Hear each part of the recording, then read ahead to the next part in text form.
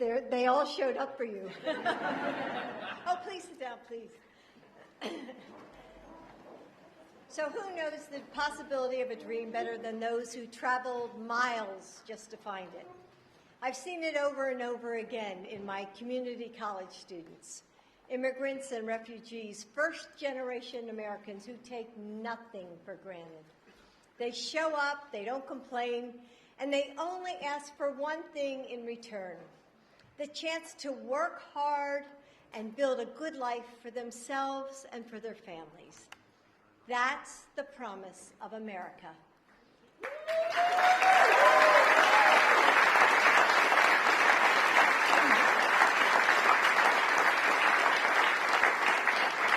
That's the promise that drew Joe's and my ancestors to the United States.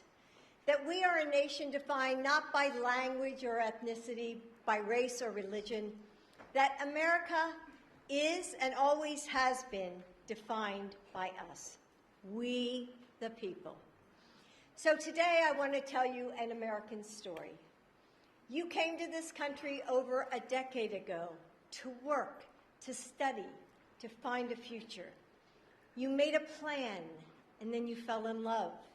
So you built a life, a home, one filled with big smiles on little faces, with laughter and skinned knees, with PTA meetings and soccer practice. You go to the school of your dreams and start a business and tutor kids in math after school. And all you want is to give your child all the possibility of the world. But hanging over you is a shadow, a missing piece of paper, the possibility that your family may not be able to stay together. It's a story that too many families all across the country live every day. Since Joe took office, we've heard from those mothers and daughters, those fathers and sons, about the agony of that shadow.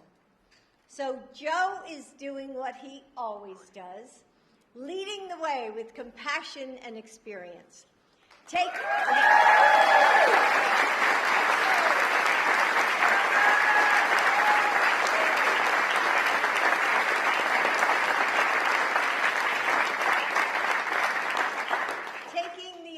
Of our nation, that our nation needs to thrive. Today, Joe is helping our country continue reaching for the dream of America. With our different backgrounds and beliefs, each of us makes our nation and remakes it, in big ways and small ones. We are millions of individuals that add up to something so much bigger than any one of us.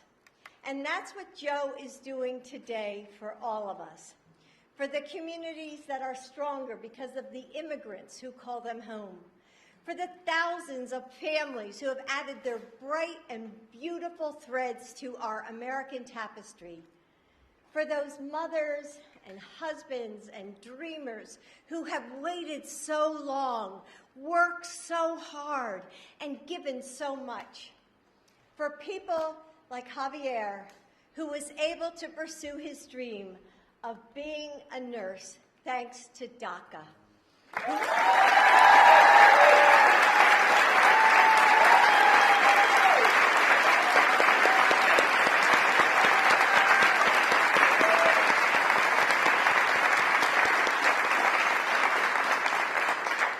Who saves lives every day, whose family needs him, and who shouldn't have to live in fear.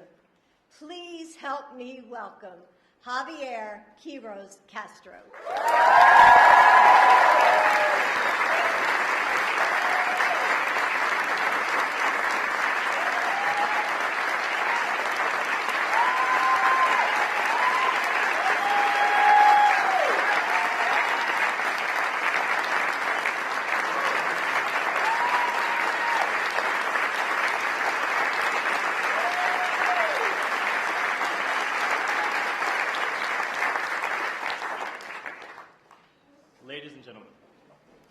My name is Javier Quiroz Castro. My resilient parents brought me to this country to give me a chance at a better future. when I was just 3 years old. I am a dreamer.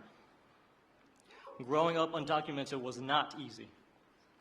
Like thousands of other immigrants, my parents endured hard labor in order to provide for the family. They are a symbol of the American dream, and they helped me with my dream, which was higher education. Now I have a beautiful wife, Haley,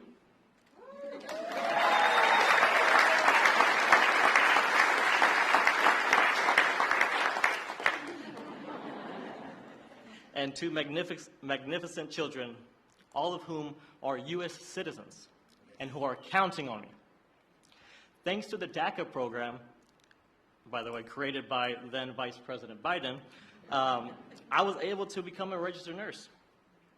I have a Bachelor of Science in Nursing from Lipscomb University in Nashville, Tennessee. I now have the privilege to work for Houston Methodist, the largest, the #1 hospital system in all of Texas. Being a nurse has allowed me to give back to my community while supporting my family, especially during the pandemic.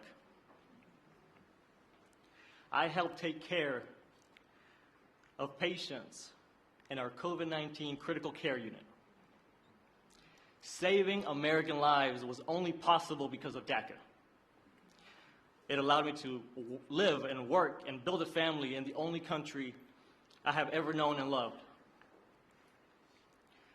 I stand before you today, filled with hope and gratitude, because it is a privilege to personally thank President Biden for delivering on his promise to protect American families like mine.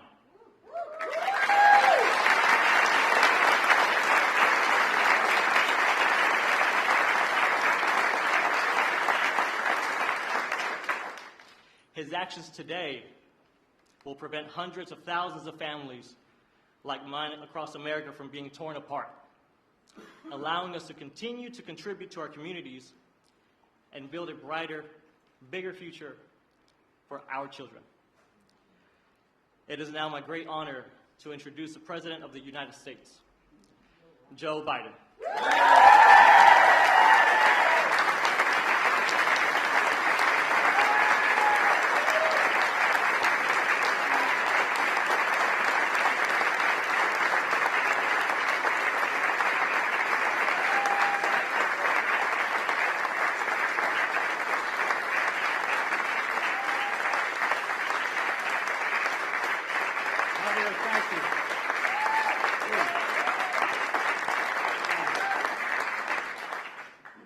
Today's a good day.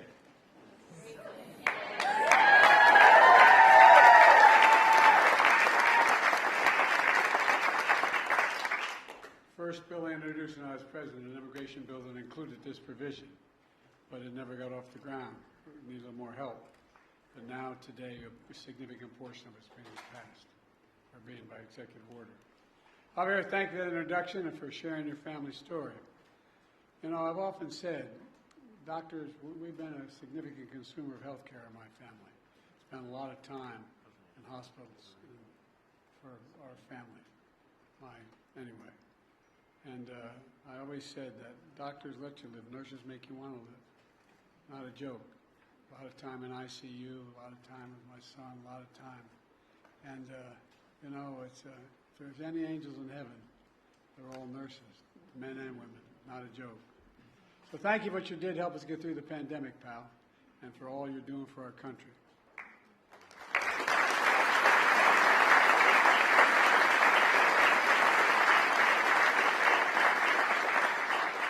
My name's Joe Biden. I'm Jill Biden's husband. Thanks to all the members of Congress and Homeland Security Secretary. I'm not sure you're going to introduce you all the way.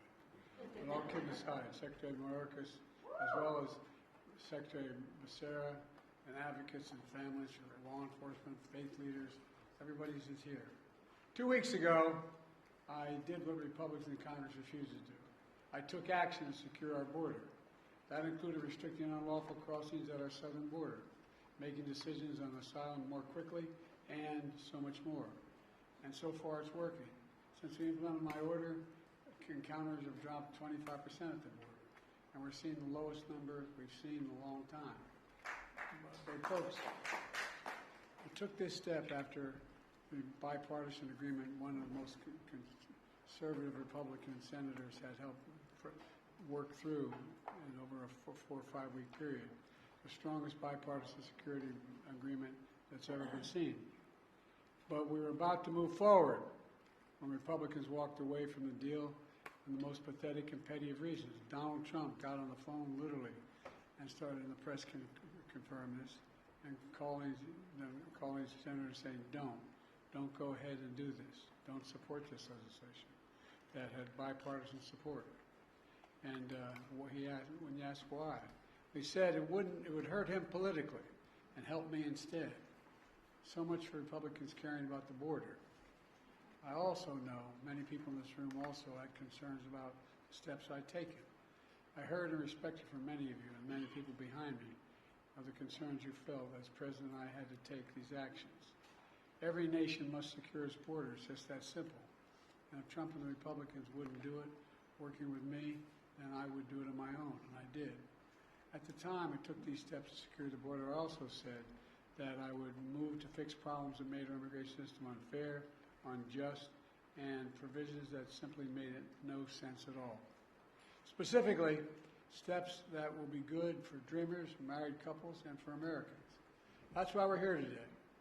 A few days ago, we marked the 12th anniversary of taking care of dreamers that President Obama and I put in place. There are a few of these immigration areas that have had most positive impact and gotten more support from the American people across the board. These young people known as dreamers, Hispanics, South Asians, and more, who came to America as children, only know America as their home, have been able to live and learn out of the shadows. So many of them have graduated from high school and college and are starting families on their own, building successful careers, serving our nation in uniform, and so much more. We're a much better and stronger nation because of dreamers like Javier, who just introduced me. So today I'm announcing new measures to clarify and speed up work visas to help people, including dreamers, who have graduated from U.S. colleges and universities, landed jobs in high-demand, high-skilled professions that we need to have to grow to see our economy grow. It's the right thing to do.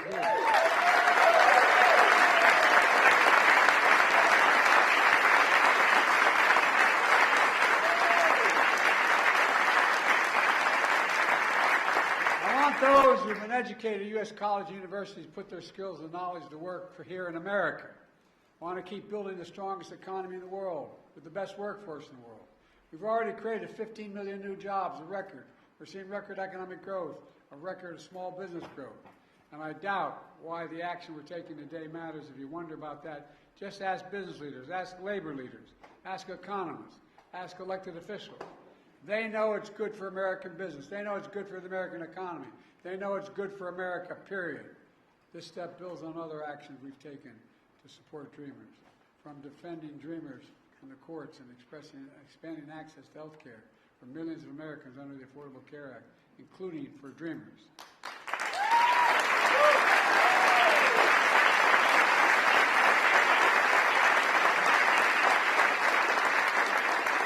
The second action I'm announcing today is about keeping families together. My dad used to have an expression. He said, Joey, family's about the beginning, middle, and the end.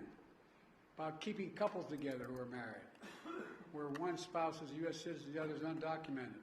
They've been living in the United States for at least 10 years. These couples have been raising families, sending their kids to church and school, paying taxes, contributing to our country for 10 years or more. Matter of fact, the average time they've spent here is 23 years, people are affected today. But living in the United States all this time, with fear and uncertainty. We can fix that. And that's what I'm going to do today.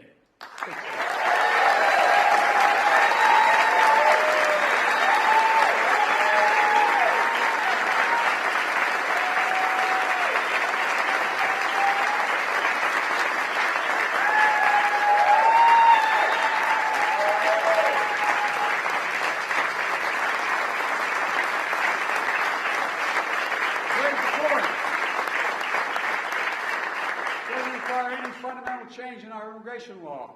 There was already a system in place for people we're talking about today. But the process is cumbersome, risky, and separates families.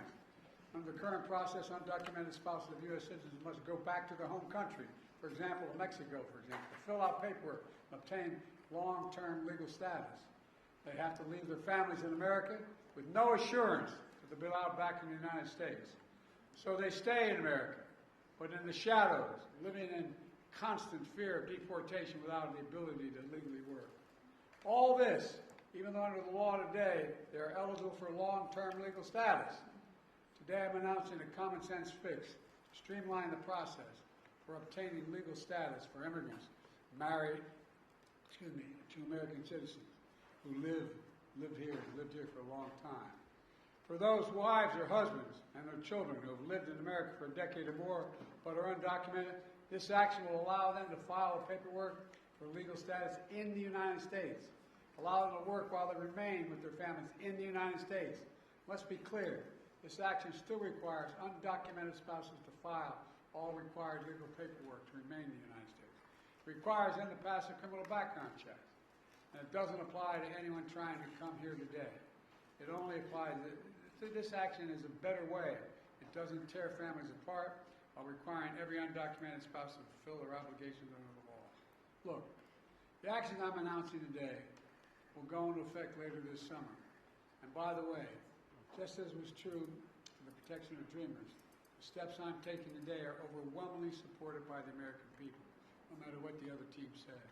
In fact, polls show over 70% of Americans support this effort to keep families.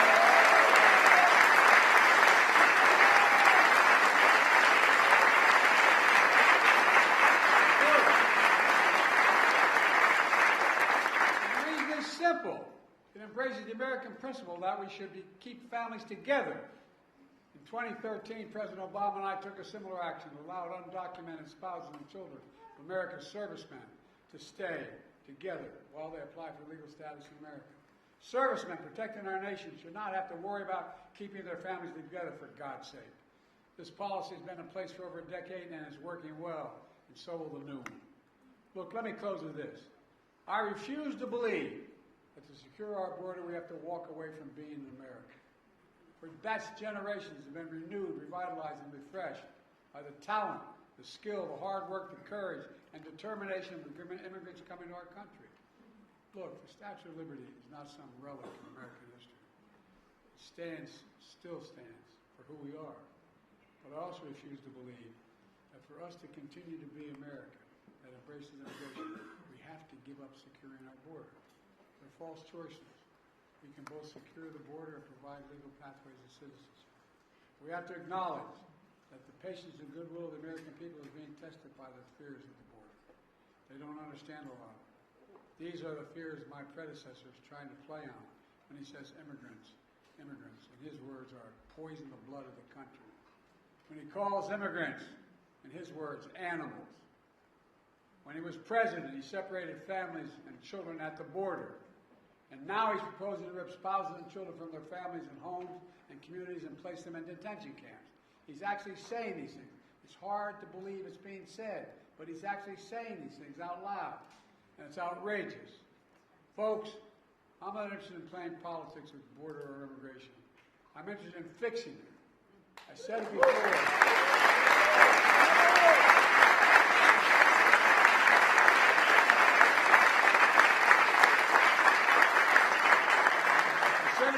And I'll say it again today. I will work with anyone to solve these problems. That's my responsibility as president.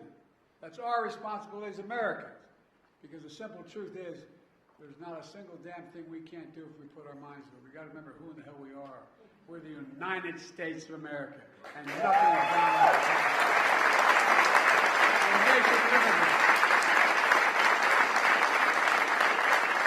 That's who we are. God bless you all, and may God protect our forces. Thank you.